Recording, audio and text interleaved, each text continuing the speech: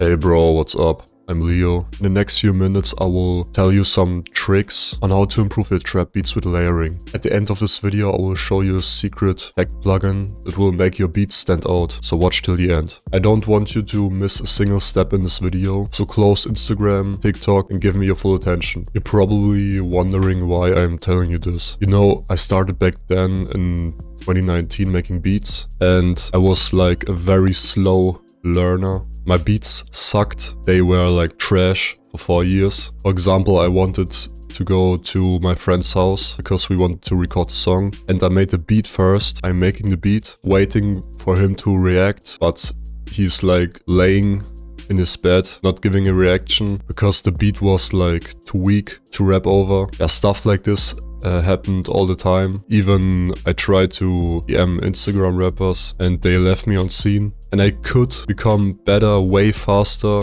than I did it originally. And after like years of trial and error, I finally got to a point where I know what is actually important to make hard trap beats. Imagine how much the quality of your beats will improve after you're watching this video. Can you imagine that? If you are in the same situation as I was back then in 2019, you are trying stuff out but it doesn't really sound that good, or your beats sound like weak and stuff, and you want to become good faster than I did it, then click the link down below and I will personally help you achieve that goal in just a month. Now have fun with the video. So the best thing that you can do is using different octaves for your melodies. For example, I loaded up this beat that I made a few days ago.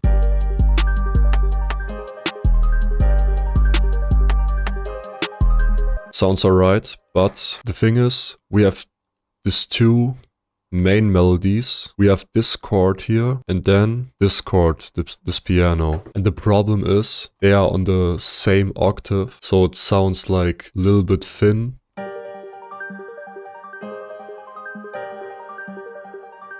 I mean, it doesn't sound garbage, but we can make it a little bit more filled out. And for that we use like a simple trick. Like I go to the piano, go to your second like chord melody, press Ctrl and arrow down to make it one octave lower. And now it sounds like this.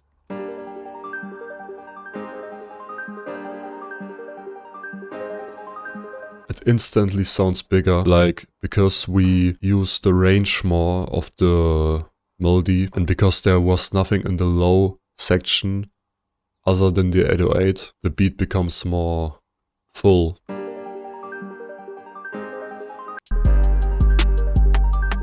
You can instantly hear like it sounds way more warm and we put more depth in it. So always play around with the octaves, use different ones. This should improve your beats. Tip number 2 is spreading your sounds in the stereo field. What do I mean by that? All instruments right now are like in the center. We don't want everything in the center because it would sound more like direct. We want more diversity, more fullness. And for that we're gonna change the panning. And how can we change the panning? You go to the mixer channel and then you see this, like these settings here. I solo out the arpeggiator and when I scroll down, I pan it to the left side so I can only hear it on the left side.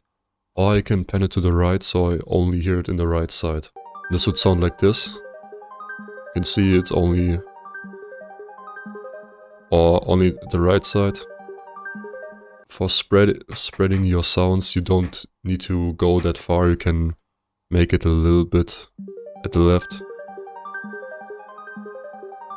Brings more clarity in the beat because they all have their separate space. For example, the snare, I want to make a little bit to the right. You can see the hi-hat is also a little bit on the left, so I pan it also a little bit to the right.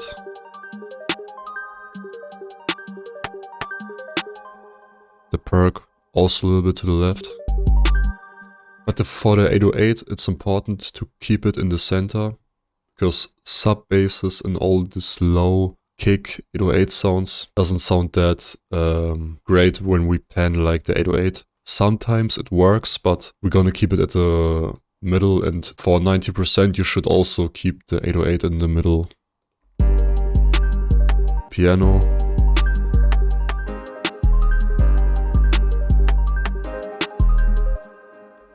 Yeah.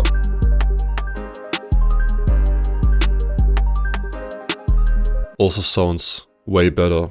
It may be also a little change, but can make a huge difference in the mixing process. Tip number 3 is adding textures in your beat. This can be something like nature sounds or subway ambience.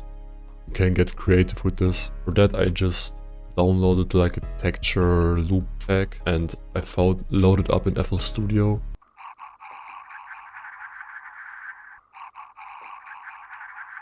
This is the texture loop that I came up with. And if I put it on the melody,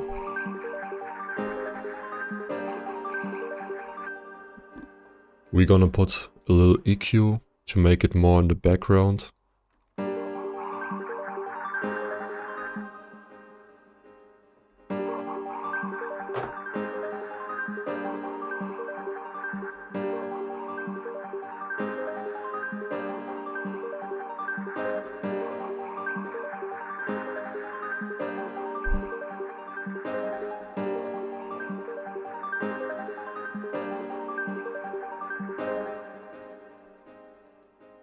This also adds like more to the ambient aspect of the beat.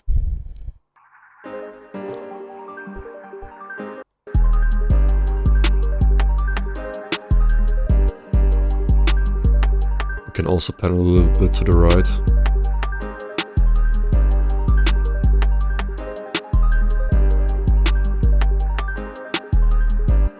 And yeah, these were the 3 tips. And to make the layers all glue together, I'm gonna add my secret plugin. This is like a compressor, and the reason is this is to make the sound more packaged.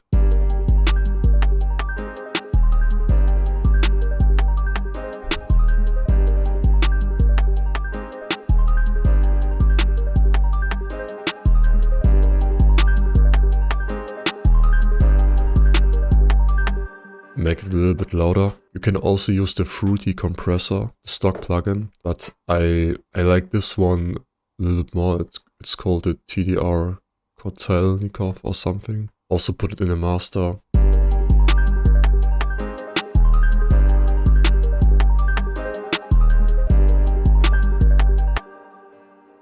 Yeah, makes the beat more high quality. But yeah, these were my 3 tips on how to work with layers or add layers. You can use these tricks on every beat. But yeah, click the link down below if you want to learn like more specific tricks one-to-one. And also give a like if you found this video helpful. See you at the next one. Bye.